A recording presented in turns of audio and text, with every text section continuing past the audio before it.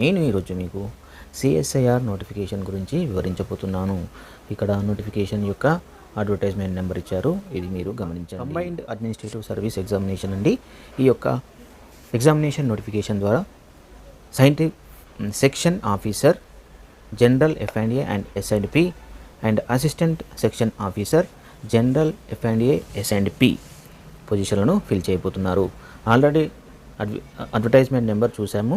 తర్వాత ఈ నోటిఫికేషన్ ద్వారా మొత్తం టోటల్ నెంబర్ ఆఫ్ వేకెన్సీస్ 444 వేకెన్సీస్ని ఫిల్ చేయబోతున్నారు. నెక్స్ట్ ఇంపార్టెంట్ డేట్స్ వచ్చేసి starting date and time of submission of online application అనేది 8 డిసెంబర్ 2023 నుంచి స్టార్ట్ అవుతుంది. ఆన్లైన్ అప్లికేషన్ అనేది 8 డిసెంబర్ 2023 నుంచి స్టార్ట్ అవుతుంది.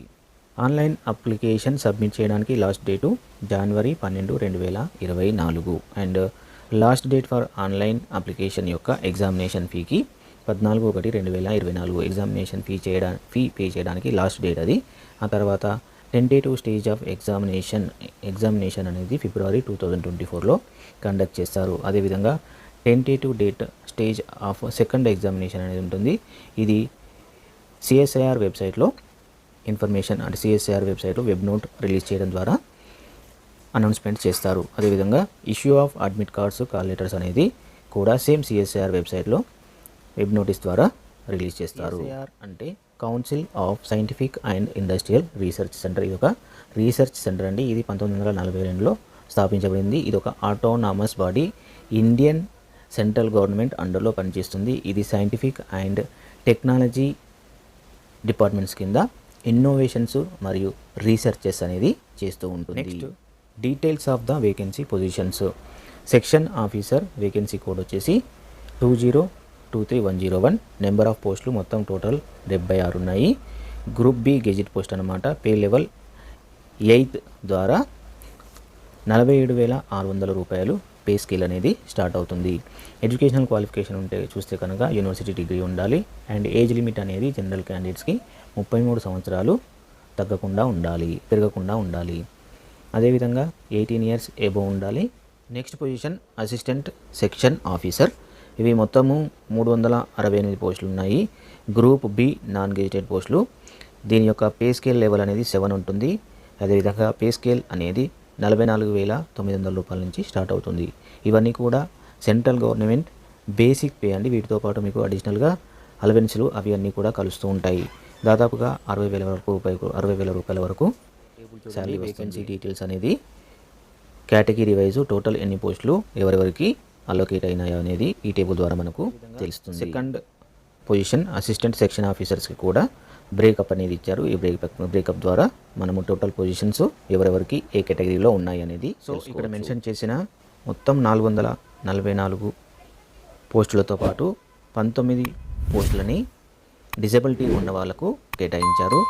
మినిమం 40% కంటే తక్కువగా లేకుండా ఉన్న డిజబిలిటీ ఉంటే కనుక ఈ 19 పోస్టులను అప్లై చేసుకోవచ్చు. ఈ 19 పోస్టులను అప్లై చేయాలంటే ఏ టైప్ ఆఫ్ డిజబిలిటీ ఎంత ఉండాలి అంటే 40% కంటే తక్కువగా ఉండాలి.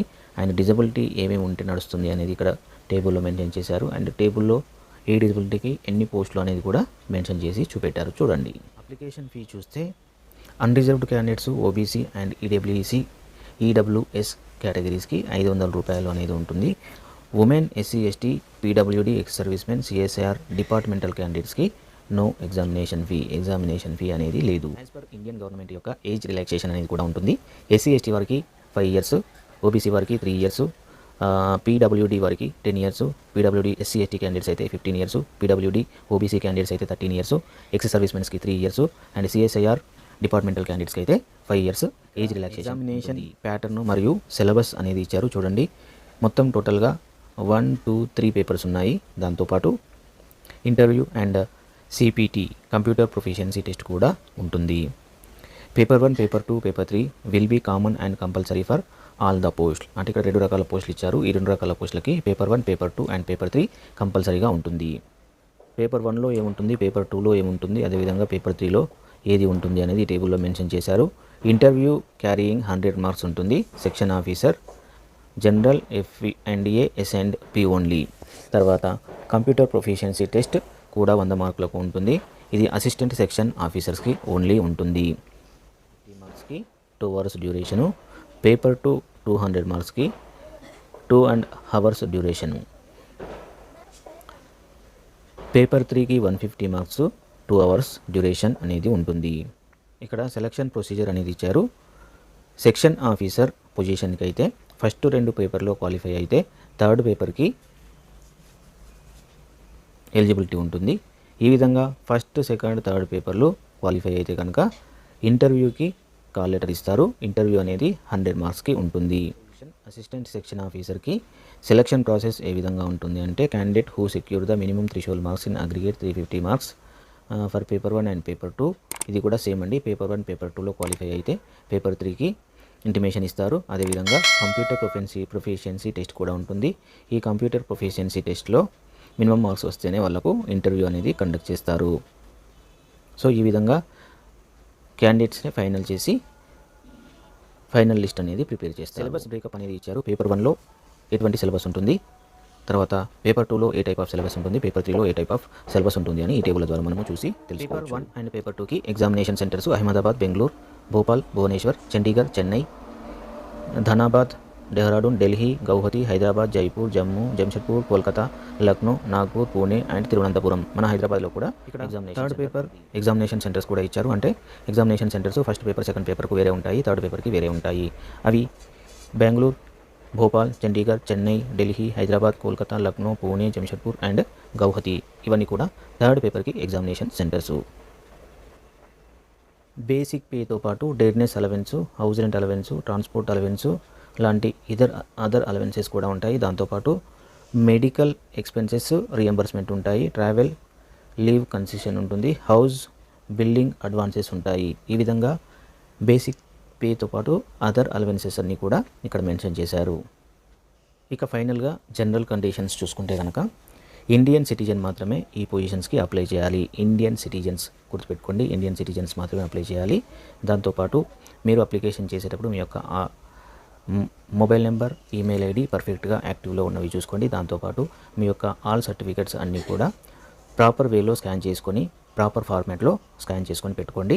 అవన్నీ కూడా మీరు ఆన్లైన్ అప్లికేషన్ చేసేటప్పుడు అప్లోడ్ చేయవలసి ఉంటుంది. అదేవిధంగా డిపార్ట్మెంట్లలో పనిచేస్తున్న వాళ్ళైతే కనుక వాళ్ళు నో అబ్జెక్షన్ సర్టిఫికేట్ అనేది ఒకటి ప్రొడ్యూస్ సబ్మిట్ చేసేటప్పుడు ఎటువంటి పొరపాటు చేసినా కూడా ఎనీ స్టేజ్లో మీ యొక్క అప్లికేషన్ అనేది రిజెక్ట్ అవుతుంది. సో నెక్స్ట్ ఇన్స్ట్రక్షన్స్ ఏంటి అంటే కాల్ లెటర్ అనేది మీరు సిఎస్ఐఆర్ అఫీషియల్ వెబ్సైట్ నుంచి డౌన్లోడ్ చేసుకోవాల్సి ఉంటుంది. అదేవిధంగా ఫర్దర్ ఇన్ఫర్మేషన్స్ ఏవి ఉన్నా కూడా లైక్ థర్డ్ పేపర్కి ఇంటిమేషన్ ఉన్నా కానీ లేదంటే ఇంటర్వ్యూ కోసము ఇంటిమేషన్ ఉన్నా కానీ మీరు ఏదైతే ఈమెయిల్ ఐడి అండ్ ఎస్ఎంఎస్ ఇచ్చారో దానికి మాత్రమే ఫర్దర్ కమ్యూనికేషన్ అనేది చేయబడుతుంది. సో కేర్ఫుల్గా మీరు ఈమెయిల్ ఐడిని మరియు మీ యొక్క మొబైల్ నెంబర్ని యాక్టివ్ ఉన్న వాటిని మాత్రమే యూస్ చేసుకోండి. రెస్పాన్స్ అనేది లేట్గా ఉంటే కనుక వాళ్ళు ఏదైతే టైం చెప్పారో ఆ టైం ప్రకారం మీరు రెస్పాండ్ కాకపోతే ఆ తర్వాత వాళ్ళ దగ్గర నుంచి ఎటువంటి సపోర్ట్ అనేది ఉండదు. అది మాత్రం గుర్తుపెట్టుకోండి. ఇక నెక్స్ట్ ఐడెంటిటీ వెరిఫికేషన్ అనేది మీరు ఎగ్జామ్ రిటర్న్ టెస్ట్కి వెళ్ళినప్పుడు ఫస్ట్ స్టార్ట్ అవుతుంది. ఫస్ట్ పేపర్ ఏదైతే వెళ్తారో అప్పుడు మీ యొక్క ఐడెంటిటీ వెరిఫికేషన్ జరుగుతుంది. కాబట్టి మీకు సంబంధించిన identity cards like Aadhaar card, PAN card, driving licence, voter card, bank passbook, అదేవిధంగా photo identity issued by any gazetted officer.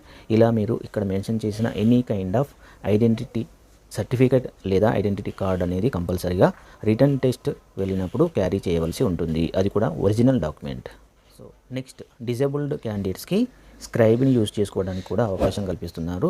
So ఆ ప్రాసెస్ ఏంటి అనేది ఇక్కడ పేరాలో మెన్షన్ చేశారు. దీని ద్వారా మీరు స్క్రైబ్ యూటిలైజ్ చేసుకోవాలి అనుకుంటే ఈ ప్రాసెస్ని ఫాలో అవ్వవలసి ఉంటుంది.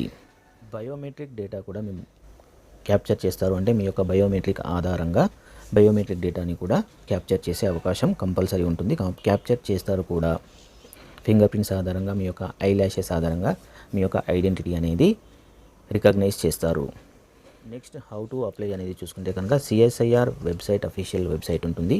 ఈ అఫీషియల్ వెబ్సైట్ ద్వారా మీరు ఆన్లైన్ అప్లికేషన్ చేయవలసి ఉంటుంది. అదేవిధంగా దీనికి మీ యొక్క అప్లికేషన్ ఫీ ఏదైతే ఉంటుందో అది కంపల్సరీగా ఆన్లైన్లోనే పేమెంట్ చేయవలసి ఉంటుంది. చేసేటప్పుడు ఫాలో అవ్వాల్సిన స్టెప్స్ ఏంటో చూద్దామండి. ఫస్ట్ ఆన్లైన్ అప్లికేషన్ చేయడానికి రిజిస్ట్రేషన్ చేసుకోవాలి, పేమెంట్ చేసి రెడీగా ఉంచుకోవాలి. ఆ తర్వాత మీ యొక్క ఇంపార్టెంట్ డాక్యుమెంట్స్ అన్నీ కూడా పర్ఫెక్ట్ సైజులో పర్ఫెక్ట్ ఫార్మాట్లో స్కాన్ చేసి రెడీగా ఉంచుకోవాలి. ఈ విధంగా మీరు అఫీషియల్ వెబ్సైట్లోకి వెళ్ళి రిజిస్టర్ నౌ అనే ట్యాబ్ ద్వారా మీరు మీ యొక్క అప్లికేషన్ ప్రాసెస్ అనేది స్టార్ట్ చేయవచ్చు. ఈ విధంగా మీరు రిజిస్టర్ చేసుకున్న తర్వాత మీకు ఒక యూజర్ ఐడి అండ్ పాస్వర్డ్ అనేది వస్తుంది. ఈ యూజర్ ఐడి పాస్వర్డ్ ద్వారా మీరు ఫర్దర్గా ఇన్ ఫ్యూచర్లో లాగిన్ అయ్యి మీ యొక్క ఇన్ఫర్మేషన్ చెక్ చేస్తూ ఉండవచ్చు.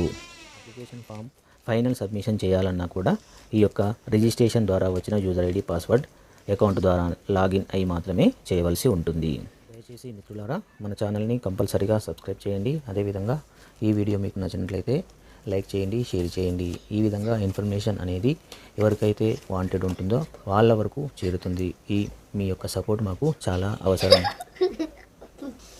నోటిఫికేషన్తో పాటు ఇండికేటివ్ డీటెయిల్ సిలబస్ అనేది కూడా ఇచ్చారు. ఈ డీటెయిల్ సిలబస్ ఏంటి అనేది ఇక్కడ మనం చూసుకొని ఫాలో అవ్వవచ్చు. టోటల్ పేపర్ 1 ఏముంటుంది, పేపర్ 2 ఏముంటుంది, అదేవిధంగా ఇంటర్వ్యూలో ఏముంటుంది, ఇటువంటి సిలబస్ రిలేటెడ్ మ్యాటర్ అంతా కూడా ఇక్కడ మనకు క్లియర్గా మెన్షన్ చేశారు. ఎవరైతే అభ్యర్థులు ఉంటారో వారు దీన్ని కంపల్సరీగా ఫాలో అయ్యి ఈ ప్యాటర్న్లో మాత్రమే మీ యొక్క ప్రిపరేషన్ అనేది ఉండాలి. సో ఈ నోటిఫికేషన్తో పాటు డిఫరెంట్ ఫార్మాట్స్ అనేవి ఇచ్చారు. మనకు స్క్రైబ్ యూటిలైజ్ చేసుకోవాలన్నా, సర్టిఫికేట్స్ తీసుకోవాలన్నా ఈ యొక్క ఫార్మాట్స్ని యూజ్ చేసుకొని మనము సర్టిఫికేట్స్ జనరేట్ చేయించి చూపించవలసి ఉంటుంది. ఇక్కడ చూడండి, ఇవన్నీ కూడా ఫార్మాట్సే, చాలా ఫార్మాట్స్ ఉన్నాయి. సో ఈ ఫార్మాట్స్ మీరు కేర్ఫుల్గా స్టడీ చేసి ఏదైతే మీకు సూటబుల్ ఉంటుందో ఆ యొక్క ఫార్మాట్ని మీరు యూటిలైజ్ చేసుకోండి. సో ఇదండి మన యొక్క ఇన్ఫర్మేషన్. ఈ వీడియో మీకు నచ్చింది అనుకుంటున్నాను. దయచేసి లైక్ చేయండి, వీడియోని షేర్ చేస్తూ ఉండండి. Thank you very much.